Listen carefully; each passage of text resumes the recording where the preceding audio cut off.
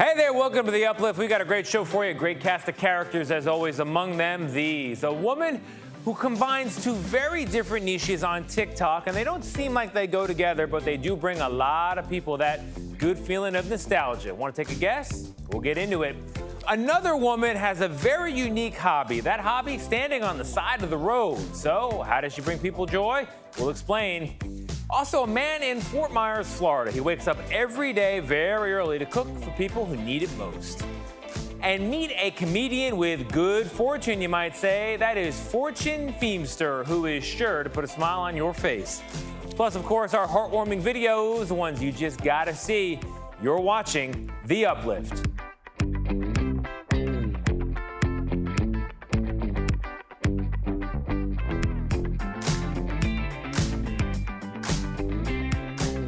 Welcome to The Uplift, the show that lifts you up for at least the next 30 minutes, hopefully longer. You and me both. I'm Tony DeCopel. We're going to start with a woman who has a very unusual hobby that combines two very different niches. Caitlin O'Kane has our story. There are many sides to TikTok, from true crime to dancing to cooking.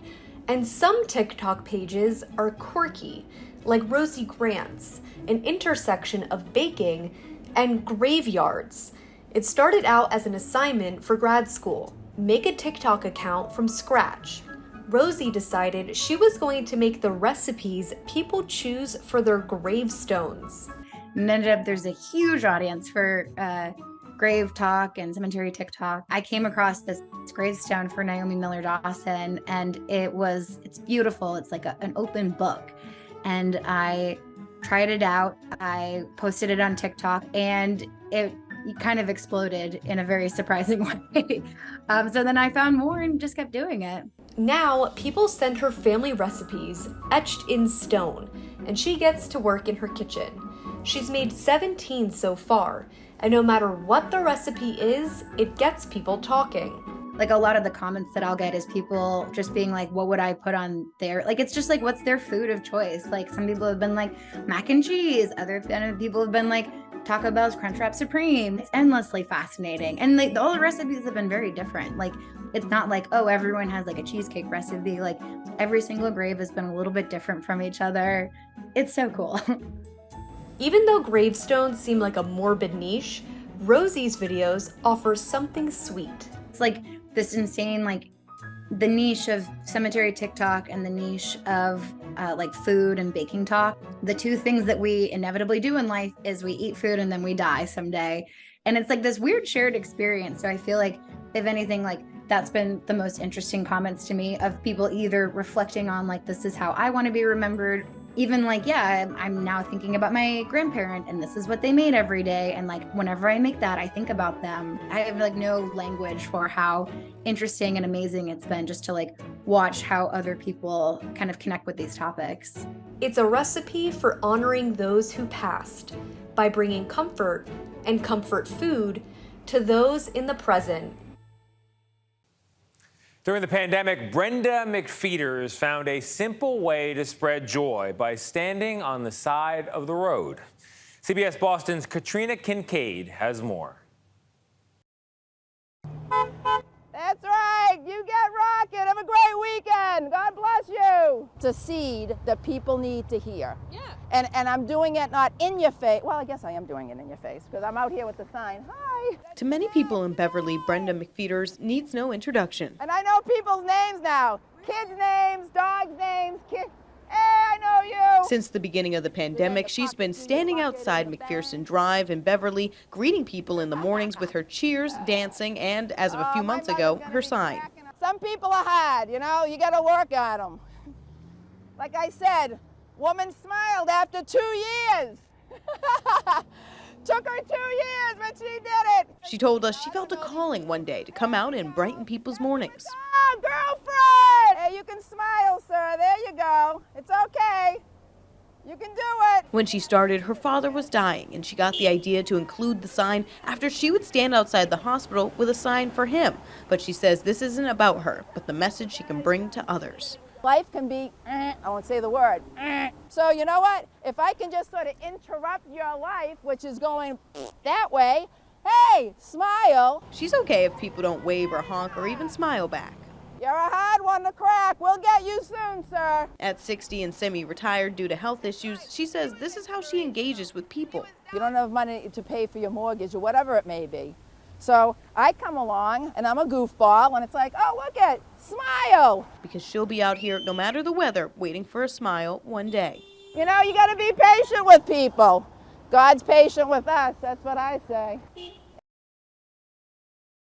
Self-described goofball, but she's doing some good there. All right, to our next story, which takes us inside a unique art exhibit, years in the making. Here's CBS Minnesota's Adam Duxter.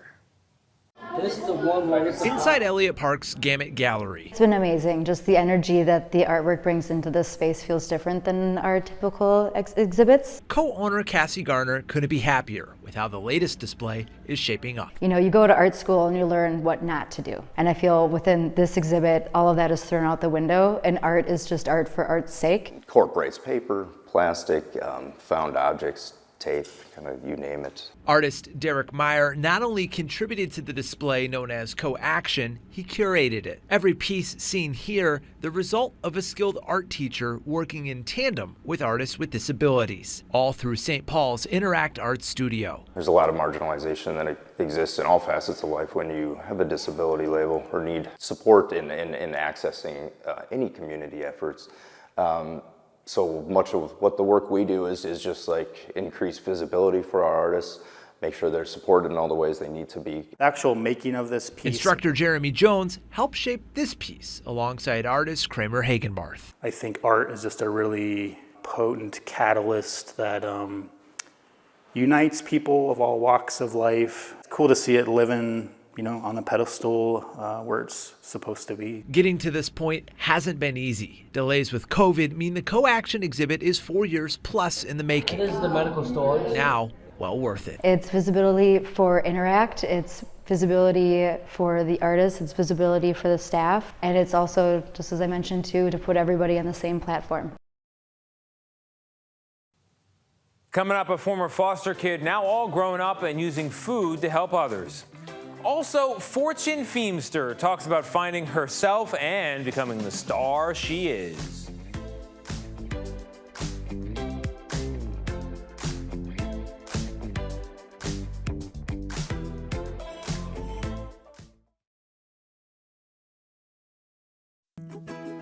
Hey there, welcome back to the Uplift. Time now for those heartwarming videos, the ones you just gotta see. And we're gonna start with a dog named Taco, who gets very excited every morning, has to be the one to wake up baby Venora.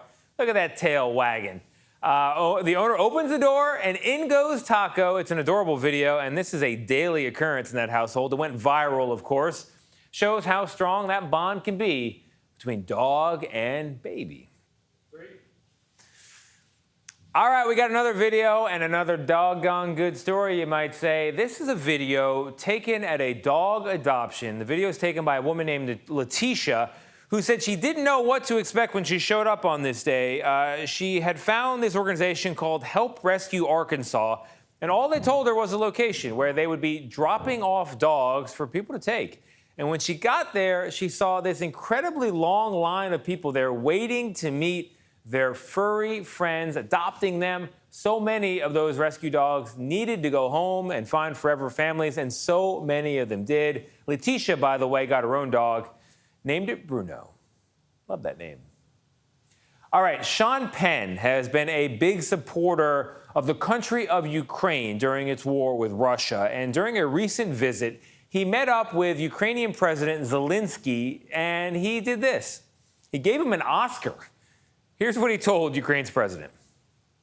This is for you. No, Sean. Yes. No. Please. That is yours. No, I feel terrible outside. It's just a symbolic, silly thing. Yes, but if I know this is here with you, then I'll feel better and stronger for the fight. It's so great to honor, but until we win.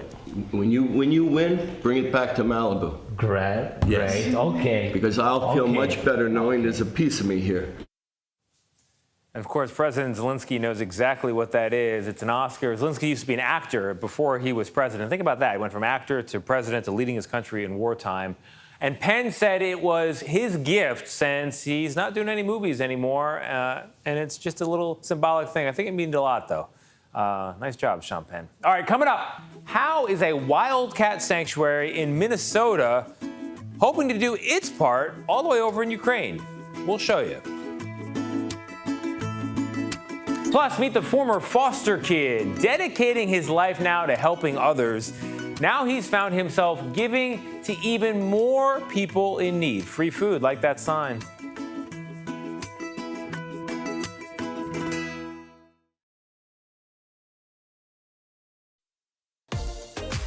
Wildcat Sanctuary, Minnesota has helped more than 100 big cats and counting. Now the volunteers have their sights set on helping cats in Ukraine. Here's CBS Minnesota's Adam Duxter. Across the sprawling 40 acres of the Wildcat Sanctuary, 120 big cats, lions, tigers, and more have a second chance. Be nice to your sister. Be nice, that's a cheap shot. Like white lions, Alana and Aurora. Taking in animals like these is exactly what the Wildcat Sanctuary does, no matter where they're coming from. These two came from Tiger King Park in Oklahoma back in May of 2021. But potentially their newest rescues would come from across the world. I can't believe that when their communities are crumbling, when they don't have power, they don't have phones or anything, that they're still dedicated to getting these animals to safety when they're going through so much. Wildcat Sanctuary founder Tammy Thies has spent the last month and a half working with the International Federation of Animal Welfare to not only rescue these lion cubs, but get them through customs, permits, and the applications it would take to get them on a plane to the U.S. Should they get here, they'd spend their entire lives, realistically the next 20 years or so, being cared for. It's bittersweet because we shouldn't be rescuing animals that are born in captivity to be sold and traded. These animals should be growing up wild. Thies says the ongoing war in Ukraine provides setbacks and challenges, but also perspective. 4 lion cubs might mean it seemed really small in the scale of the war, but the amount of network we've put together to help more animals and people that can support each other is amazing. And for those 4 cubs, that's a whole new world and a new life they're going to have, and that means the world. All right, moving on for now. A Florida man has dedicated his life to feeding foster kids, and now he finds himself expanding that circle of help to others. Here's Manuel Bojorquez.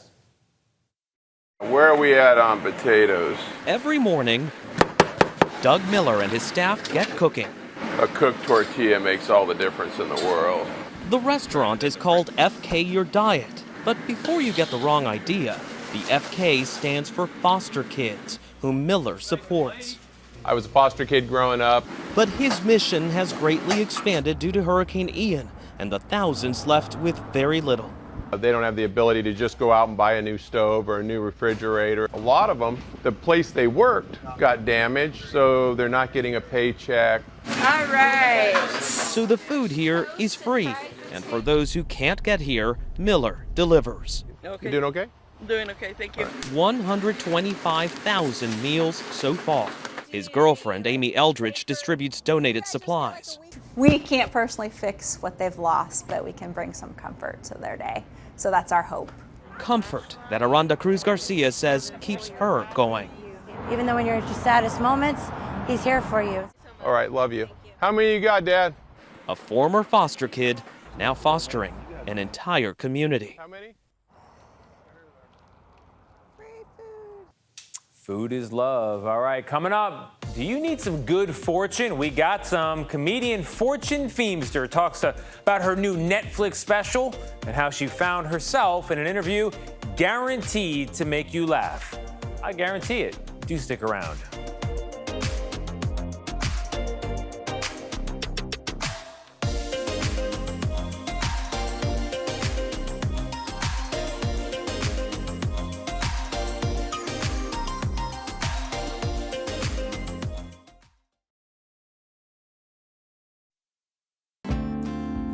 Fortune Feimster is a comedian who combines self-deprecation with self-discovery.